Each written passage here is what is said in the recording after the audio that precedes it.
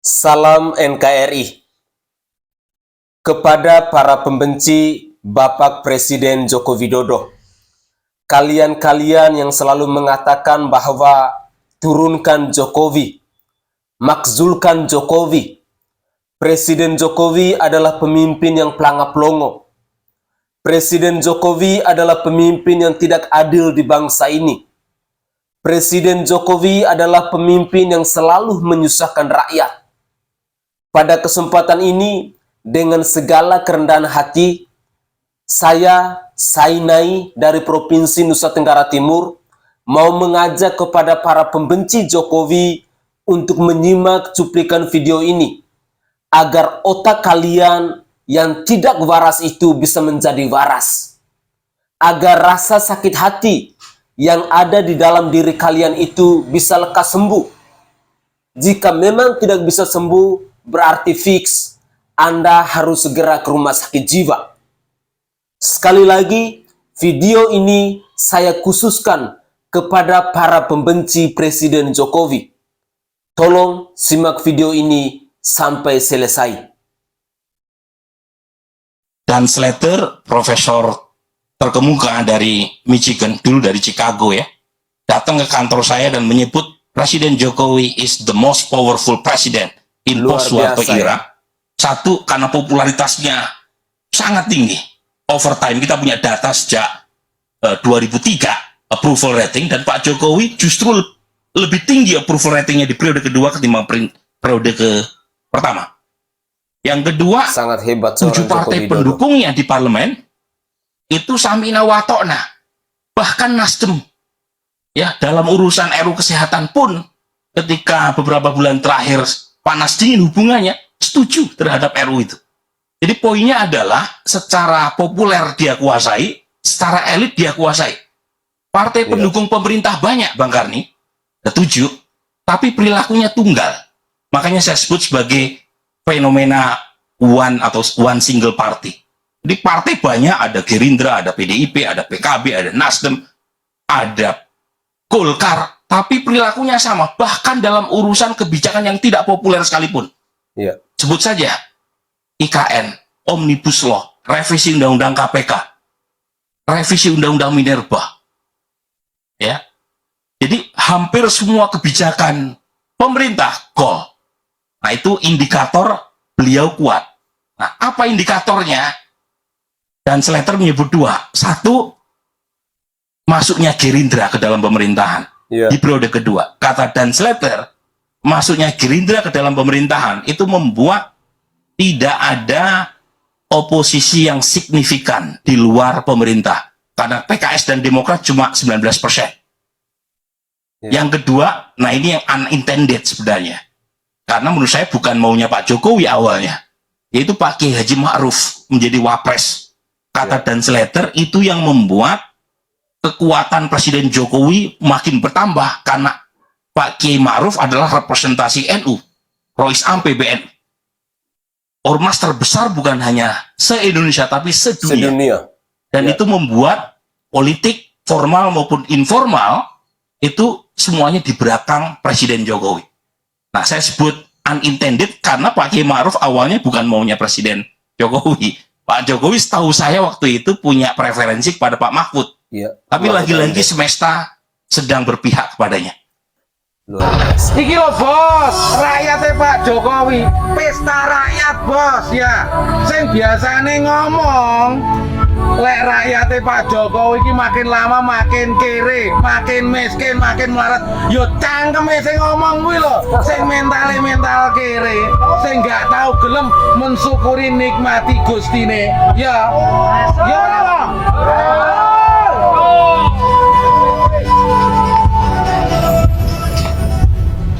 Jokowi itu satu, dia darling.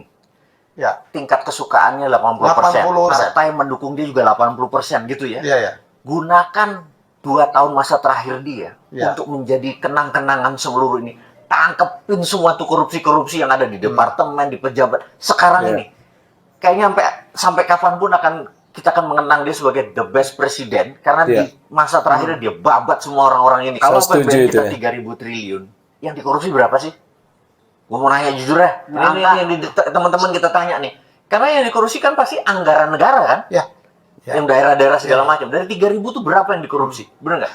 Jangan-jangan seperti Pak Luhut pernah bilang, yang dipakai cuma 40%-nya. Pak Mahfud lebih jelas lagi. Berapa? Mengurai angka itu. Saya lupa angkanya. Iya, tapi itu udah mulai dari perencanaan ya. Udah mulai perencanaan, sejak penganggaran itu sudah terjadi lah. 3.000, hanya 40% yang efektif ke rakyat. Berarti kan berapa? 1.700 triliun nguap hanya buat jadi ya segelintir orang yang benefit, bener nggak? Iya.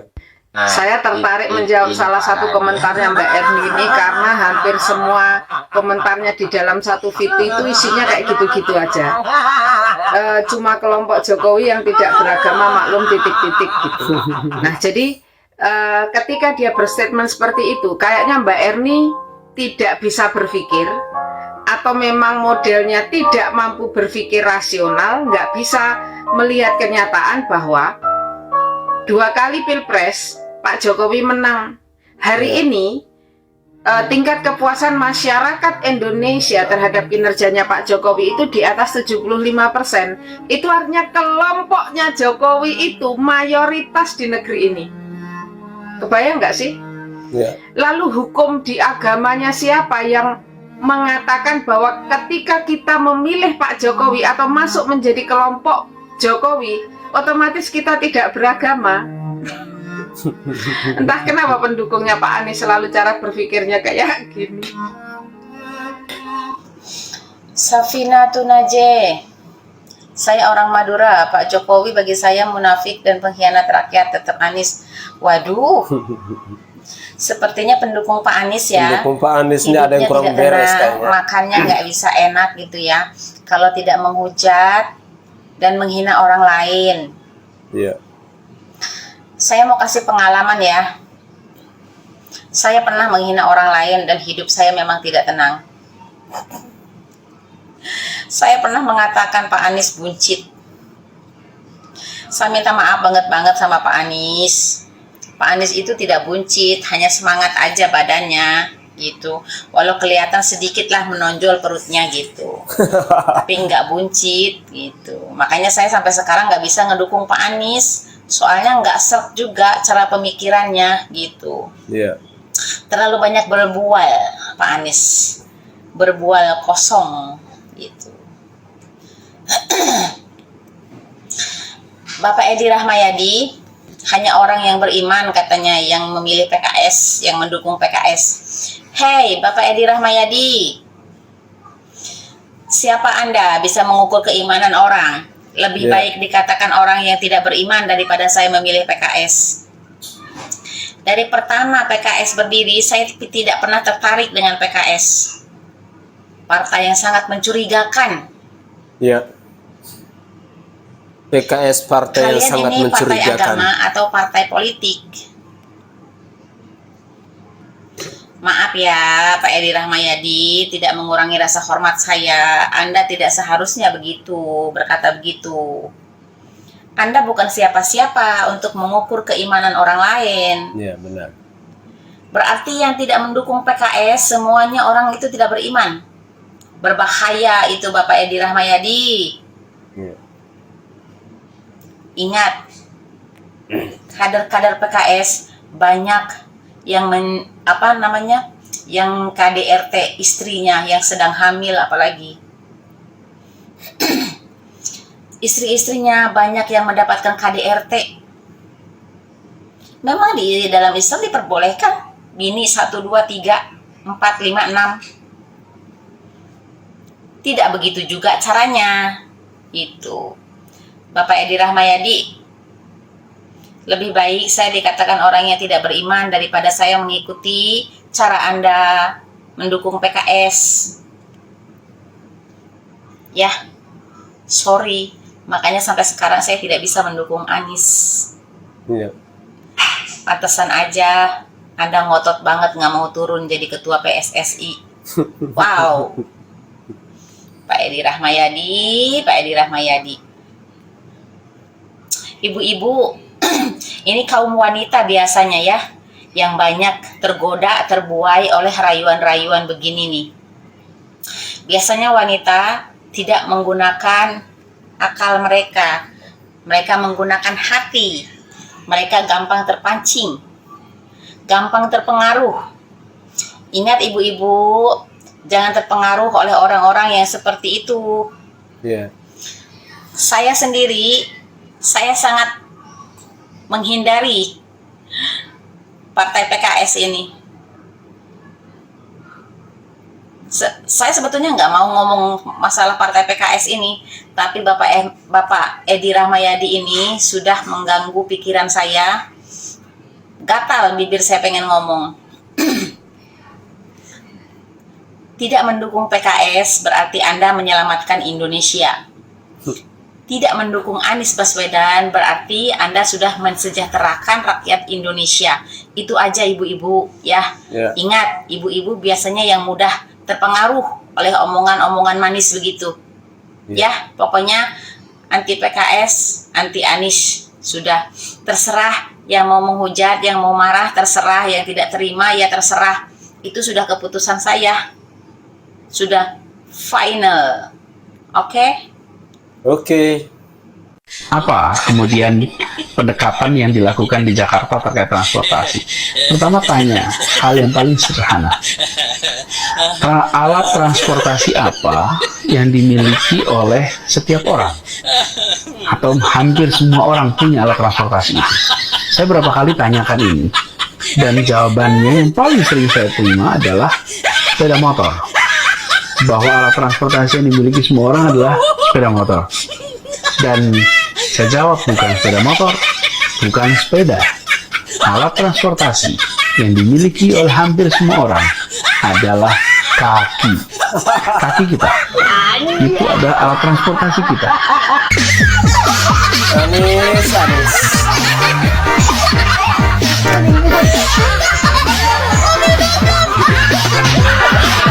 Sama seperti koalisi perubahan yang mendukung Anies. Dulu disebut ini koalisi perubahan, sekarang ditambahkan koalisi perubahan dan perbaikan. Dari segi narasinya Anda udah kelihatan mentalnya itu lemah itu. Mentalnya itu lemah itu. Jadi yang gue heran fenomenanya adalah kalau misalnya tahun-tahun politik orang berangkat haji, oke lah, sudah biasa buat gue. Tapi yang paling aneh dan menjijikan lagi adalah kenapa semua berbondong-bondong mencari atau caper sama Raja Arab gitu. Lu mau memimpin Nusantara gitu. Ini tuh di framingnya seolah-olah siapapun yang mendapat perhatian dari Raja Arab layak dipilih oleh rakyat Indonesia untuk menjadi pemimpin atau presiden. Itu tuh konyol. Lu mau memimpin di mana? Di Arab apa di Nusantara? Gitu loh ya. Gue gak peduli siapapun itu yang kemarin gue diakuin sama ini, gue diakuin sama itu gitu ya. Ini diundang, ini gak diundang gitu. Pokoknya gue jijik semua gitu. Apa hebatnya Pak Jokowi? Salah satu yang membedakan dengan saya ini selama pemerintahan punya 4 bos. Mulai Gus Dur, Ibu Mega, Pak SBY, Pak Jokowi. Salah satu yang membedakannya ialah keberanian dan kekuatan beliau untuk mengunjungi semua pelosok bangsa ini. Kita perhatikan mukanya Surya Paloh ya. Semua mengunjungi. Papua tiap 3 bulan dikunjungi. Saya sekali setahun belum tentu. Surya Paloh seolah-olah kayaknya nggak terima dia. Daerah-daerah sampai ke kabupaten, sampai ke kecamatan, dan sehingga mengetahui detail. Itu kekuatan beliau, mengetahui detail dan hidup sederhana gitu kan. Dan Presiden Joko Widodo harus kita pertahankan. Adapun yang belum baik, tentu harus kita evaluasi dan kita perbaiki. Inilah elemen kesinambungan dalam sebuah proses perubahan. Tidak perlu diperdebatkan lagi. Dengan pemikiran itu, meski Partai Demokrat mengusung agenda perubahan, tidak berarti kami menihilkan apa yang telah dilakukan oleh pemerintahan Presiden Jokowi selama ini. Sebaliknya, kami justru menyampaikan penghargaan kepada pemerintah atas semua kerja kerasnya. Kami yakin Presiden Jokowi dan pemerintahannya ingin berbuat yang terbaik. Kami mendoakan kelak Presiden Jokowi bisa mengakhiri masa baktinya dengan baik. Untuk kalian yang pengen perubahan, pilih Anies Baswedan. Kenapa? Ketika Pak Soeharto berkuasa, Golkar kok yang menguasai. ketika Pak SBY berkuasa, Demokrat kok yang berkuasa. Ketika Pak Jokowi yang jadi presiden, ya memang Pak Jokowi dari PDIP, ya PDIP. Kebetulan PDIP juga menjadi pemenang di pemilu. Nah, jadi kalau sekarang ditawarkan sebuah perubahan, yaitu memunculkan Pak Anies, perubahan apa yang ingin ditawarkan? Kenapa semua pendukungnya Pak Anies ketika menawarkan Pak Anies, bukan sisi positif dan prestasinya Pak Anies yang ditonjolkan, tetapi serangan terhadap yang lain. Jadi pilihlah Pak Anies karena yang ini nggak bagus gitu, nggak bagus kata pendukungnya Pak Anies. Jarang sekali dan bahkan hampir tidak pernah saya temui. Dukunglah Pak Anies karena Pak Anies mampu membuat perubahan A, B, C, D, E. Kebijakan Pak Anies yang jelas dan membawa kemakmuran di DKI A, B, C, D, E. Nggak ada. Kenapa? Karena masih ingat nggak programnya Pak Anies? Oke, OC. Dan nggak oke dan nggak OC sama sekali. Katanya hoax kok. Ada rekam jejaknya. Dan yang namanya batik itu dipakainya kain Bapak Ibu. Batik itu dipakainya untuk sarung. Tidak baik, tidak ada orang pakai batik. Ini kata Anies ya, batik itu tidak cocok pakai baju, tapi harus disarung. Untuk kain, lalu atasnya kebaya. Omongan yang tidak sesuai dengan kenyataan. Nah lihat, dia sendiri pakai batik. Kain itu yang dipakainya di bawah dipakai untuk baju. Dan ketika pertama kali digunakan, orang ini nggak sopan, ini pelanggaran yang lebih pakem. Diikuti banyak orang. Sekarang menjadi baju batik identitas Indonesia. Pelanggaran itu sekarang menjadi kebiasaan baru.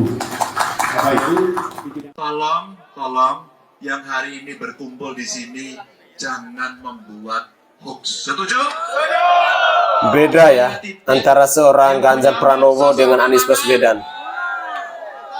Yang punya IG angkat tangan. Yang punya TikTok.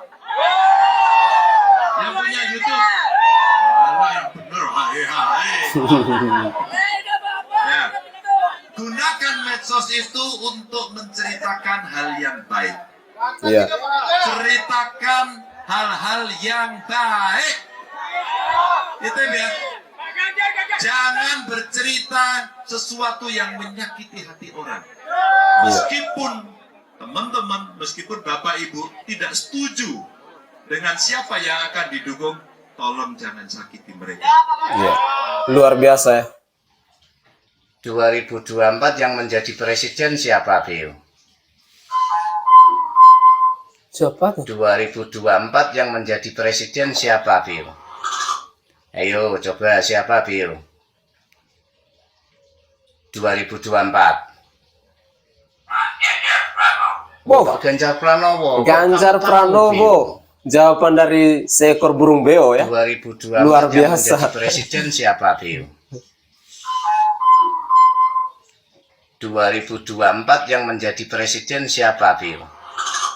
Ayo coba siapa, Bio? 2024.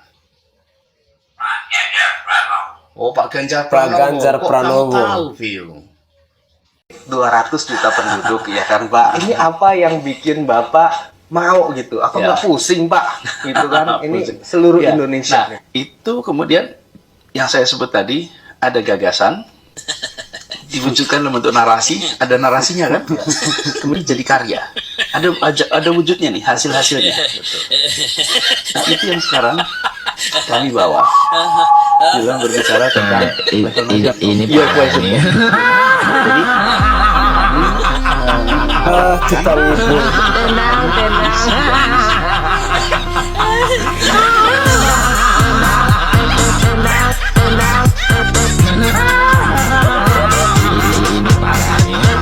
Inilah hasil kerja dari Anies Baswedan. Jalan raya hancur semua. Anies sering memanfaatkan para pendukungnya sebagai pemuas nafsu yang tidak bisa tersalurkan. Nampaknya label pada diri Anies bakal bertambah, yakni Bapak Mesum. Itu semua karena tingkah Anies yang tanpa malu memeluk wanita bukan mahram di depan umum, padahal dalam Islam itu dilarang karena dosa. Jadi gini capres pilihan kelompok pro khilafah, tukang mesum. Ya Tuhan yang maha pengasih, yang maha melepaskan, yang maha pemberi kecukupan. Berikan kelapangan pada kami yang sedang terhimpit hutang, baik hutang kepada bank, lembaga keuangan, pinjol, bahkan rentenir. Utang kepada Sandiaga Uno gimana, Pak? Kepadamu dari bingung dan sedih. Oke guys, Assalamualaikum warahmatullahi wabarakatuh. Salam, Om Swastiastu, Namo Buddhaya, salam kebajikan dan salam sejahtera untuk kita semua. Saudaraku sebangsa dan setanah air, para penonton kanal YouTubeku yang sangat saya hormati dan sangat saya cintai. Salam jumpa ya, dan selamat bertemu kembali bersama saya Sainai. Pada hari ini, Rabu 26 Juli 2023 di Suara Anak Timur. Saudaraku sebangsa dan setanah air, dalam muatan video tadi kita sudah menyimak bersama-sama. Ada 3 hal penting yang mau saya tanggapi dari cuplikan-cuplikan video tadi ya. Yang pertama, ketika kita berbicara soal Presiden Joko Widodo. Jokowi, saya sendiri mengakui, dia adalah presiden yang hebat. Dia adalah presiden yang seperti dikatakan oleh narasumber tadi, oleh Dan Slater tadi. Jokowi memang sangat powerful. Jokowi adalah pemimpin hebat. Jokowi adalah pemimpin merakyat. Jokowi adalah pemimpin yang selalu mengedepankan nilai-nilai kemanusiaan ketika dia bertemu dengan rakyatnya. Seorang Joko Widodo yang uniknya, ketika dia berada dengan seorang petani, dia akan menjadi seorang petani. Ketika dia berada di pasar, dia akan menempatkan dirinya seperti pedagang kaki lima, seperti mama lele, dan lain sebagainya. Ketika dia berada dengan pemimpin-pemimpin dunia, Jokowi akan menunjukkan kewibawaannya yang sangat luar biasa. Itulah kehebatan dari seorang Presiden Joko Widodo. Sehingga pernyataan disampaikan oleh Dan Slater itu benar, bahwa Jokowi adalah satu-satunya the president of powerful. Ya, saya berharap bahwa kedepannya nanti kita bisa menemukan sosok presiden yang lain seperti Bapak Presiden Joko Widodo ini. Tapi saya secara pribadi sih belum ada seorang pun yang mampu untuk menyaingi atau menandingi Bapak Presiden Joko Widodo dalam kepemimpinannya. Lalu poin yang kedua, ketika kita berbicara atau kita anggaplah membuat sebuah perbandingan ya, antara Ganjar Pranowo dengan Anies Rashid Baswedan. Dalam cuplikan video tadi, kelihatannya beda sekali ya, gaya bicara dari seorang Anies Rashid Baswedan dengan Ganjar Pranowo. Kita melihat cara pidato dari Anies Rashid Baswedan lebih banyak menghujat. Dia mengatakan bahwa batik itu tidak layak untuk dijadikan baju. Semestinya harus dijadikan kain. Tetapi apa yang dikatakan oleh dirinya ini tidak sejalan dengan apa yang ia lakukan. Karena fakta membuktikan dalam cuplikan video tadi ada beberapa kegiatan Anies Baswedan selalu mengenakan baju batik. Inilah bentuk kemunafikan dari seorang Anies Rashid Baswedan. Dan ini adalah fakta. Pendukung Anies silakan bela. Tetapi ini adalah fakta yang bisa kita dengar, yang bisa kita nyimak dalam cuplikan video tadi. Dan fakta ini membuktikan bahwa Anies Rashid Baswedan adalah calon presiden tukang ngibul. Bahkan yang paling sadisnya lagi, di dalam cuplikan video tadi yang terakhir kalau nggak salah ya, ada yang mengatakan bahwa Anies Rashid Baswedan adalah capres tukang mesum. Capres mesum. Sangat memalukan ya. Lalu ketika kita menyimak pidato dari seorang Ganjar Pranowo, beda jauh.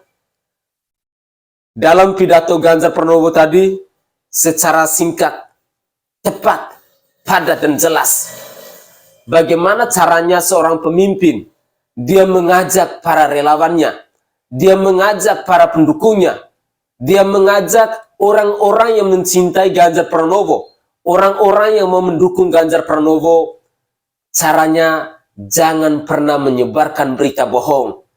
Jangan pernah menyebarkan berita hoax. Jangan pernah menyakiti sesama. Jangan pernah menjelekkan sesama. Beda kualitasnya. Artinya, arahan dari seorang calon presiden antara Ganjar Pranowo dan seorang Anies Rashid Baswedan jauh. Integritasnya lebih tinggi Ganjar Pranowo ketimbang kita banding dengan Anies Baswedan. Anies Baswedan mungkin benar bahwa tukang ngibul itu ada dalam dirinya. Karena tiap perkataan yang dia ucapkan itu selalu tidak sesuai dengan fakta yang sebenarnya. Beda dengan Pak Ganjar. Pak Ganjar ketika dia bertemu dengan relawannya, ketika dia bertemu dengan para pendukungnya, dia mengajak, menasihati bahwa mari kita hadapi pemilu 2024 ini dengan damai. Bahkan dia memberikan cara-cara agar jangan saling menyakiti, jangan saling menghujat di dalam media sosial. Itu sebenarnya poin-poin yang bisa diterima oleh rakyat. Saudaraku sebangsa dan setanah air, dari cuplikan-cuplikan video tadi, artinya kita menjadi tahu ya, bahwa sosok Presiden Joko Widodo itu seperti apa. Sosok Anies Rashid Baswedan itu seperti apa. Dan sosok Ganjar Pranowo itu seperti apa. Bahkan dalam cuplikan video tadi, kita melihat, kita mendengar tanggapan-tanggapan dari netizen terhadap para pendukung dari Anies Rashid Baswedan. Marilah, kepada para pendukung Anies, kalian jangan frustrasi dong. Jika ada yang salah, mari kita komunikasikan. Mari kita adu narasi. Mari kita mencari rekam jejak sesuai dengan fakta dan data yang ada. Saya sejak beberapa jam yang lalu, saya dihujat lewat kritikan di kolom komentar. Ada yang mengatakan saya bahwa ketika saya berbicara soal Presiden Joko Widodo, mereka menilai saya bahwa saya ini adalah buzzer bayaran dari Bapak Presiden Joko Widodo. Lalu, saya pun merespon jawaban itu, saya katakan bahwa, iya benar, saya ini adalah seorang buzzer. Tetapi, bayaran saya bukan duit, bukan uang dari Bapak Presiden Joko Widodo. Bayarannya adalah karena saya karena saya adalah pribadi yang tahu untuk mengucapkan syukur dan terima kasih atas apa yang telah dikerjakan oleh Presiden Jokowi dalam membangun bangsa ini. Itu penilaian-penilaian, bahkan beberapa netizen ada yang ikut menanggap bahwa yang nongol di komentar saya itu adalah kaum kadrun, kadal gurun. Tapi ya saya pahami, karena sampai saat ini masih ada beberapa orang, masih ada segelintir orang yang tidak suka ketika kita memuja-muji Bapak Presiden Joko Widodo. Padahal fakta yang sesungguhnya memang Jokowi adalah presiden yang sangat luar biasa. Saudaraku sebangsa dan setanah air, mungkin itu saja ya tanggapan singkat saya. Dan saya berharap banyak bahwa di pemilu 2024 nanti, mulai dari saat sekarang ketika kita bermain bersama keluarga, ketemu dengan teman, baik di tempat kerja maupun di mana saja kita berada, saling kita tukar pikiran, saling berbagi pendapat bahwa di pemilu 2024 nanti kira-kira siapa ya yang layak untuk menjadi delegasi atau untuk menjadi the next dari Bapak Presiden Joko Widodo ini. Karena untuk melanjutkan legasi Presiden Joko Widodo ini, kita harus butuh pemimpin yang berjiwa besar, pemimpin yang berani, pemimpin yang mampu untuk mengayomi bangsa ini. Jadi otomatis kita tidak bisa memilih pemimpin yang saat ini sedang berkoar-koar dengan perbaikan, dengan perubahan dan lain sebagainya. Seperti yang dikatakan oleh Bapak Rocky Gerung tadi, koalisi perubahan belum apa-apa mentalnya sudah rusak. Oke. Itu saja mungkin tanggapan singkat saya. Saya mohon maaf jika ada tutur kata saya yang tidak berkenan di hati sanak saudara semuanya, baik itu pendukung Anies Rashid Baswedan, baik itu pendukung Ganjar Pranowo, maupun para pendukung dari Bapak Presiden Insinyur Haji Joko Widodo. Mari tetaplah kita berpikir kritis, tetaplah kita mengedepankan rasa persaudaraan di antara sesama anak bangsa. Saya Sainai dari Provinsi Nusa Tenggara Timur. Saatnya kita yang rakyat jelata harus berani untuk bersuara.